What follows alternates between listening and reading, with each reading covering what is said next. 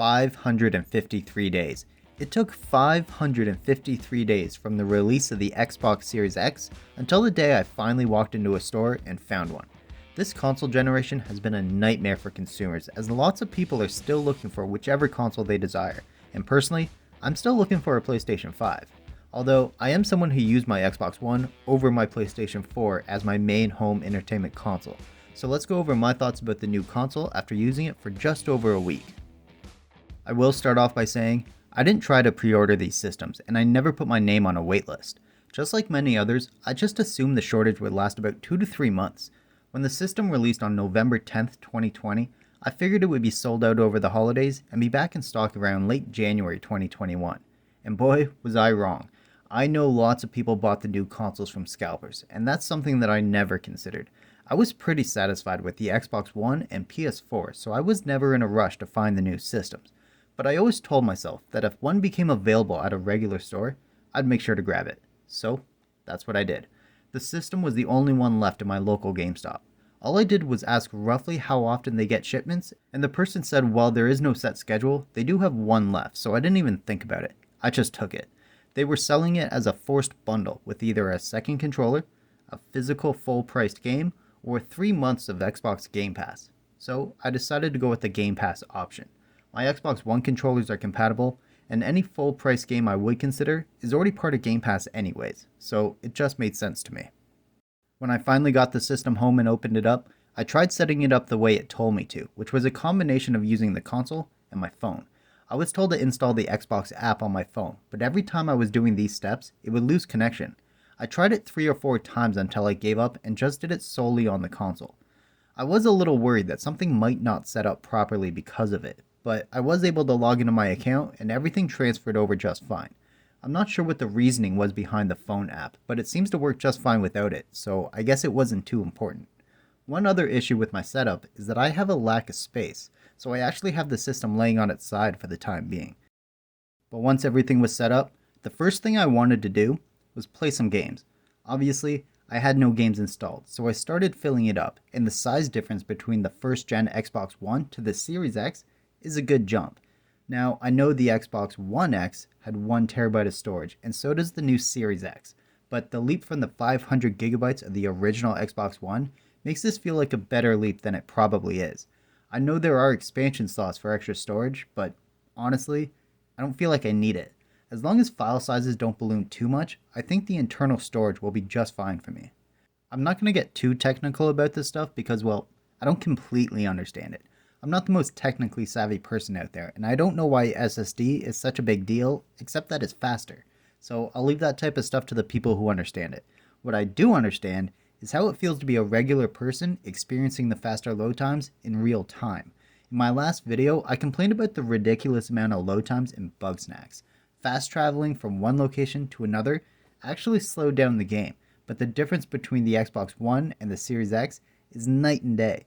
This is a real-time comparison of the two games. The speed of the Series X is completely noticeable during a game session. Load speeds and download speeds are both major upgrades when compared to the first-gen Xbox One, as well they should be.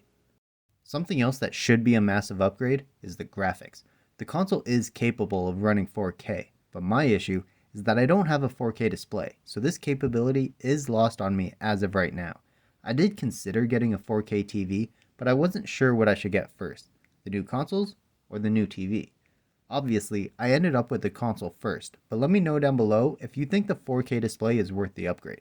Considering I don't have the best TV out there, as it's 11 years old now, I do think the system looks great. I haven't noticed any issues with any graphics, any glitches, any frame drops, or stuttering, so from what I can tell, the system is running great. One thing they did add in is Quick Resume. The way I interpret this feature is basically, it's as if you're minimizing the program and opening up something else, just like on a computer, and it works great. I made sure to test it with a good chunk of games, and the vast majority of the time, I could just pause one game, go to something else, and pick up where I left off. I read online that it's possible to have 12 games on Quick Resume, but from what I experienced, when the 12th game gets added, it kicks out the oldest game on the list, so it's 11 games plus the one you're currently playing. But the feature works amazingly well, and you can even turn off the system completely. Go to work, come home, turn it back on, and have all the games still in quick resume ready to go. That really surprised me when I first noticed it. I assumed it would clear everything when turning off the system, but they were all still there. It's not entirely perfect though. I did have an error come up at one point and it completely closed the game on me, but I was never able to replicate it for footage. While the feature works extremely well, I don't see myself using it too often. If I do, I might have maybe 2 games at most on the go. I don't typically jump around from game to game very often. I did notice that apps aren't part of the quick resume, it's for games only. So if you're partway through an episode of Stranger Things and then decide to play a game, you won't be able to use quick resume to go back to Stranger Things. It's not a deal breaker, but that is something I would have enjoyed. Another aspect I enjoy is the backwards compatibility. While most people know by now that Microsoft has done a fairly good job with backwards compatibility, it does feel like it was done by necessity. The lack of new first-party games is made even more noticeable when I upgraded my system and had basically nothing new to play. I did try some games that are Series X exclusive, like Flight Simulator, and while it worked extremely well, it's not the style of game that's going to keep me hooked for countless hours. Game Pass is a great service, and it's one I make use of basically every day, but the jump of available games from Xbox One to Series X is basically non-existent. While there are lots of Series X enhanced games, the actual console exclusives are few and far between. Personally, this doesn't bother me an overwhelming amount as I have a big backlog of games to play and I really enjoy retro gaming, but that first week of using a new console, all I wanted to do was play something that I couldn't enjoy elsewhere, and instead I found myself going back to games like Hades. While I was playing games like Hades, it gave me a chance to use the new controller, which feels great.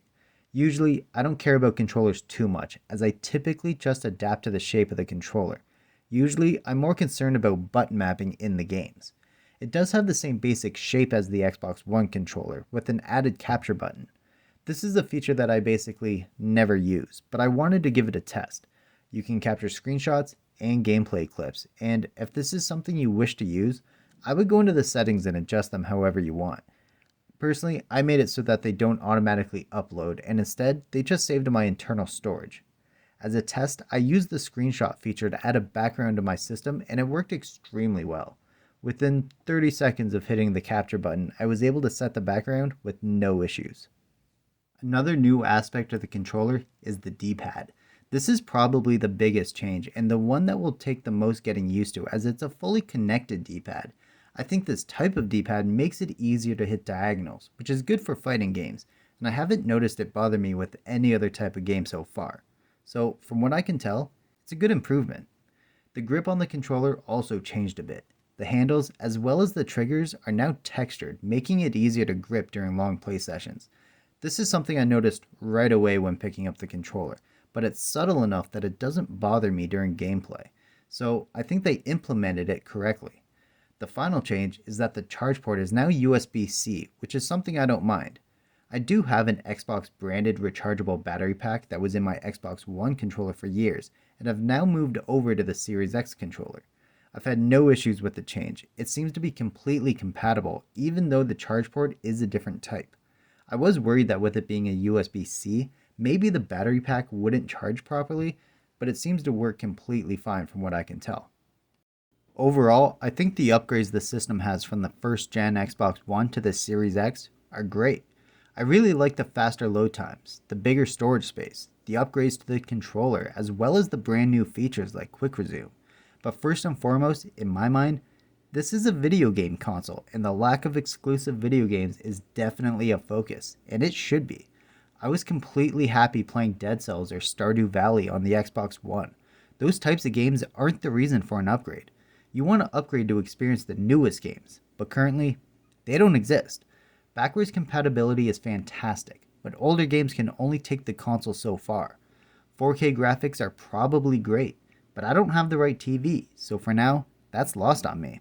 So when I take a step back and I look again, two of the most important aspects of a gaming console, exclusives and graphics, both haven't changed for me. At the end of my first week or so with the console, I've used it every day, and I'll continue to use it every day, and I've enjoyed it for what it is. But I can honestly say that without more exclusives, I could probably have waited even longer. Now, I know the exclusives will arrive, and when they do, I'll be ready for them. I really do enjoy the system. I just don't think it's the massive leap forward I was personally looking for after over 550 days of missing out on this generation. And there we have it, my thoughts on the Xbox Series X after 1 week of use. Let me know down below if you managed to find a Series X or a PS5 and if you're satisfied with the upgrades. If you enjoyed the video, be sure to hit the thumbs up, it really helps out a lot, and be sure to share the video with anyone who might enjoy it. If you're new here, be sure to hit the subscribe button for more video game related content. If you want to check out my thoughts on the Sega Genesis Mini, then be sure to check out my video here. Thanks for making it to the end of the video. Thanks for watching. The amount of times I mixed up Xbox One, One X, and Series X during recording is ridiculous.